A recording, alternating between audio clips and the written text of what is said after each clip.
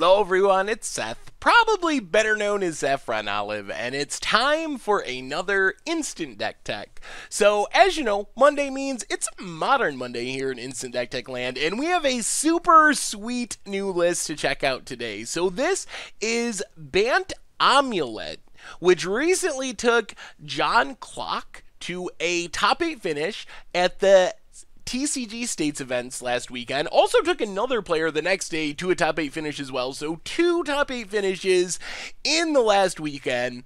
A quick reminder before we break down the deck. If you enjoy this deck and you want to see it made into videos, take a minute, click the like button, the subscribe button, leave a comment, anything you can do to support your deck, because whichever deck is most popular gets a shot at being made into videos next week. So Bant Amulet starts off looking like a pretty typical Knight of the Reliquary Retreat to Coralhelm combo deck. So we've seen this combo before. I think we've even played it before on stream.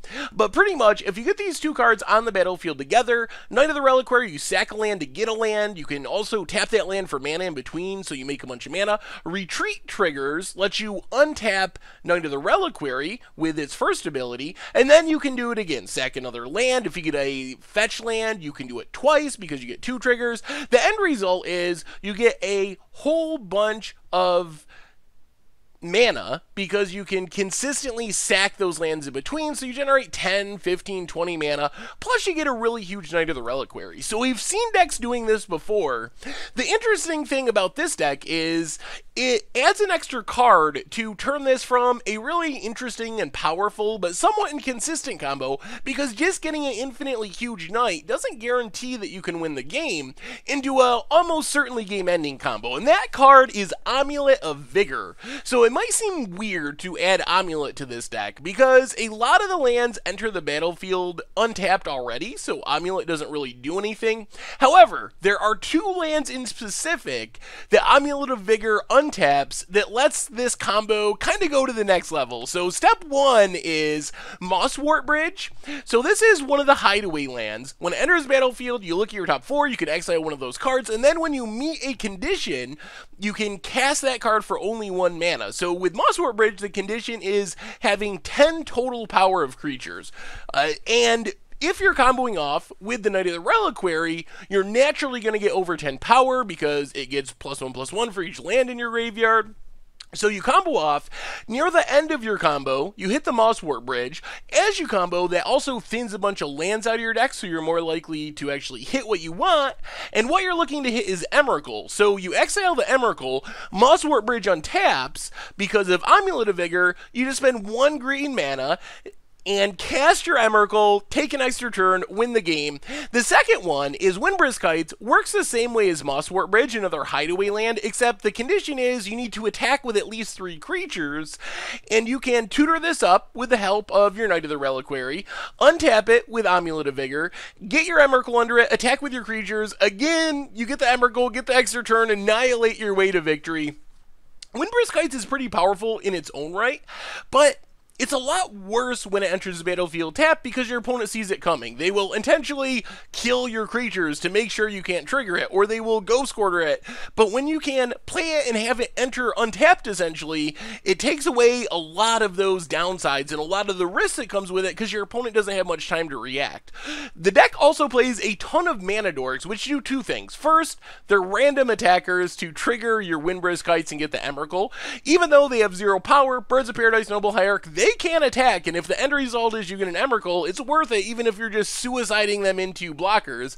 These cards also help ramp into the Retreat to Coralhelm Knight of the Reliquary combo, and some other cards, like for example, Primeval Titan. So Primeval Titan, another way to tutor out the Mosswort Bridge, tutor out the Windbrisk Heights, so you can combo off, get the Emrakul. They're also just really big. Like, Primeval Titan can win games on its own just by being a huge 6/6 trampler that gets you some mana, lets you cast a bunch of stuff with that extra mana, can ramp you into Emrakul naturally, potentially.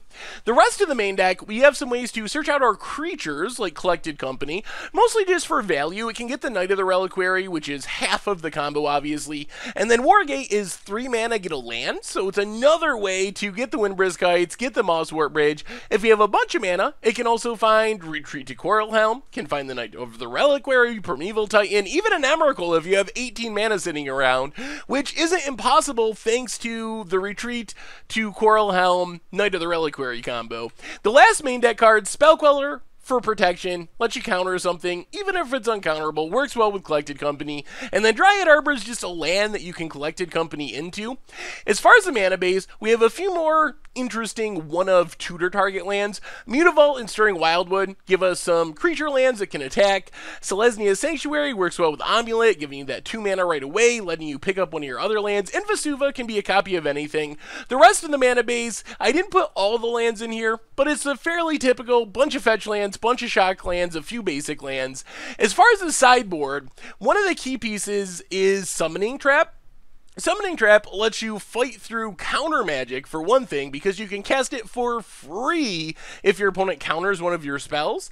However, you can just ramp into it, and then you get to look at the top 7 and put a creature from among them onto the battlefield. Hopefully an Emrakul, could be a Primeval Titan, or your Knight of the Reliquary for combo purposes. You can also bring in Elesh Norn, which is a great option to fight against go-wide creature decks as far as a sideboard card.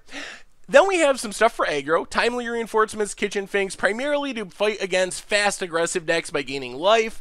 Leyline of Sanctity and Gaddock Teague helps against like combo-y type decks. And then we have Stony Silence and Crossing Grip to fight artifacts and enchantments. So anyway, that's been our instant deck tech for today. Bant Amulet for Modern. Thank you very much for watching. I hope you enjoyed the video, and I will talk to you soon.